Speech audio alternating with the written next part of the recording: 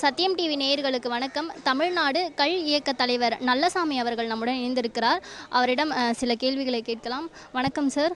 குறிப்பாக தற்பொழுது பனைமரங்கள்லேருந்து கள் இருக்கக்கூடிய சீசன் இப்போ போயிட்டுருக்கு. இந்த நிலையில் கலால்துறை அதிகாரிகளும் சரி, காவல்துறையினரும் சரி, இந்த பானையை போட்டு உடைப்பது இது போன்ற செயல்களில் ஈடுபட்டு பனைமர தொழிலாளர்களுக்கு அதிக அளவில் பிரச்சனை கொடுத்துட்டு வரதா ஒரு செய்தி வெளியாக இருக்குது. அது எந்த அளவில் உண்மை?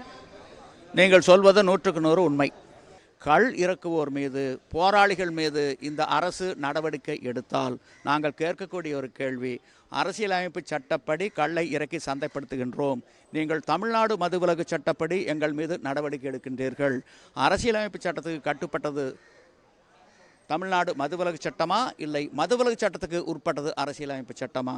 It is purely question of law as to the interpretation of the Indian constitution. இதற்கு யாராலும் பதில் சொல்ல முடியாது. யார் குற்றவாளி? அரசியல் அமைப்பு சட்டப்படி கள்ளை இறக்கி சந்தைப்படுத்தும் போராளிகள் குற்றவாளிகளா? அவர்கள் மீது தமிழ்நாடு மதுவிலக்கு சட்டப்படி நடவடிக்கை எடுக்கும் தமிழ்நாடு அரசும் காவல்துறையும் குற்றவாளிகளா? தமிழ்நாடு அரசும் காவல்துறையும் தான் குற்றவாளிகளே ஒழிய கள் இறக்கி சந்தைப்படுத்துவோர் அல்ல. யார் குற்றவாளி? The government of Tamil Nadu is the accused person, not the toddy tapper. இதை தமிழ்நாடு அரசு உணர வேண்டும். வரும் 2024 நாடாளுமன்ற தேர்தல் தேதியை தேர்தல் ஆணையம் அறிவிப்பதற்கு முன்பாக அரசியலமைப்பு சட்டத்தை மதித்து தமிழ்நாடு கள் இயக்கம் கள்ளுக்கு வைத்திருக்கக்கூடிய தடையை நீக்கி அறிவிக்க வேண்டும். தவறினால் தமிழ்நாட்டில் உள்ள 39 தொகுதிகளிலும் திமுக மற்றும் அதன் கூட்டணி வேட்பாளர்கள் வெற்றி வாய்ப்பை கட்டாயம் இழப்பார்கள்.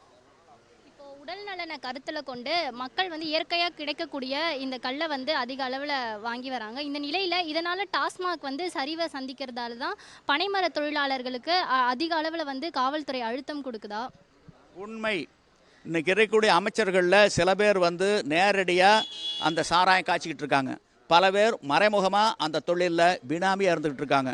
இதனுடைய வெளிப்பாடு தான் இந்த நடவடிக்கை. நீங்களே மதுன்னு வந்துட்டீங்க, மது விலக்கு கிடையாது. அரசாங்கமே முன்னின்று இந்திய தயாரிப்பு அயல்நாட்டு மதுக்களை டாஸ்மாக் கடைகள் மூலம் மக்களுக்கு வழங்கி கொண்டிருக்கின்றது. இறக்குமதி மதுக்கள் ஏராளமாக நட்சத்திர விடுதிகளில் புழக்கத்தில் இருக்கின்றன. அப்படி இருக்கின்ற பொழுது, மது ஆறாக ஓடுகின்ற பொழுது, தெருவுக்கு 4 கடைகளை போட்டு நீங்கள் நடத்துகின்ற பொழுது, எதற்காக காவல்துறையில் மதுவிலக்கு பிரிவு? இந்த மதுவிலக்கு பிரிவு என்ன பண்ணுறாங்க தெரியுமா? இன்றைக்கி எங்கள்லேயே சில பேர் போராளிகள் அப்படிங்கிற போர்வையில் புரோக்கர்களாக இருக்காங்க. வாரத்துக்கு 3000 ரூபா அந்த பனையிலேருந்து கள்ளறக்கக்கூடிய தொழிலாளிகிட்ட வாங்குறாங்க.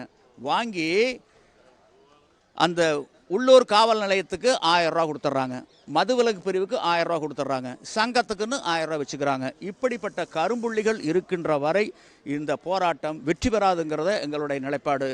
மக்கள் எப்படி ஜல்லிக்கட்டு போராட்டத்தில் இளைஞர்களும் இயற்கை ஆர்வலர்களும் ஒன்றிணைந்தார்களோ அதை போல இதற்கு ஒன்றிணைந்து போராடினால் 100க்கு 100 வெற்றி நிச்சயம்.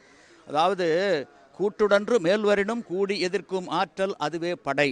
யமனே தலைமை தாங்கி படை நடத்தி வந்தாலும் பதறாமல் சிதறாமல் ஒன்றிணைந்து நின்றால் வெற்றி உறுதி. அந்த நிலை வருகின்ற பொழுது கள்ளுக்கு விடுதலை கட்டாயம் கிடைக்கும். தடையை மீறி இப்போ கள் இறக்குனா என்ன மாதிரியான தண்டனைகள் கொடுக்கப்படுது? குண்டர் சட்டம் போன்ற சட்ட நடவடிக்கைகள் எடுக்கப்படுதா? அதாவது விஷக்கல்னு போடுறாங்க, ஒரு பொய்யான வழக்கு போடுறாங்க.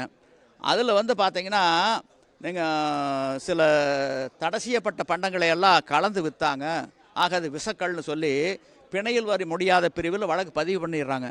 அதனால் பொய் வழக்கு போடுறதுனால பணியாரிகள்லாம் பயந்துக்கிறாங்க. அதுதான் நடக்குது. பொய் வழக்கு தான் போடுறாங்க. உண்மையான வழக்கு போட்டால் கள் இறக்கியதாக ஒரு வழக்கு பதிவு செஞ்சால் காவல் நிலையத்திலேயே பிணையில் விடணும்.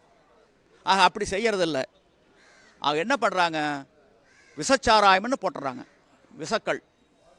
இப்போ பதநீர் இறக்குவதற்கான அனுமதி சான்றிதழ் இருக்கக்கூடிய நிலையில் அதை கள் இறக்குவதாக பொருட்படுத்தி காவல்துறையினர் இதை முன்வைத்து மாமூல் கேட்பதாக பனைமர தொழிலாளர் ஒரு குற்றச்சாட்டை வச்சுருக்காங்க. அதை பற்றி உங்கள் கருத்து? பனையில் பதநீர் இறக்கிறதுக்கு உரிமை தேவையே இல்லை.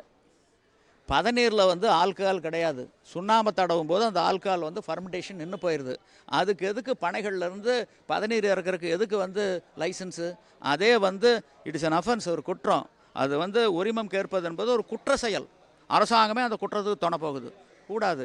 அதாவது கள் இறக்குவோர் மீது நடவடிக்கை எடுக்கக்கூடாதுங்கிறது எங்களுடைய நிலைப்பாடு. ஒன்று கலப்படத்தை கட்டுப்படுத்துங்க. கலப்படத்தை கட்டுப்படுத்த முடியலைன்னா முதலமைச்சர் பதவியிலேருந்து கீழே இறங்குங்க. எதுக்கு உங்களுக்கு முதலமைச்சர் பதவி? அதான் கேட்குறோம். பக்கத்தில் இருக்கக்கூடிய மாநிலங்களில் முதல்வர்களுக்கு ஆளுமை இருக்கின்ற பொழுது தமிழ்நாட்டில் இருக்கக்கூடிய முதலமைச்சருக்கு மட்டும் அந்த ஆளுமை இல்லாவோனா கையிலாகலினா ஏன் ஆட்சியில் இருக்கிறீங்க? இறங்குங்க கீழே. ஆளுமை இல்லவர் அந்த ஆட்சி பொறுப்புக்கு வரட்டும். இதை தான் நாங்கள் வைக்கக்கூடிய ஒரு கேள்வி.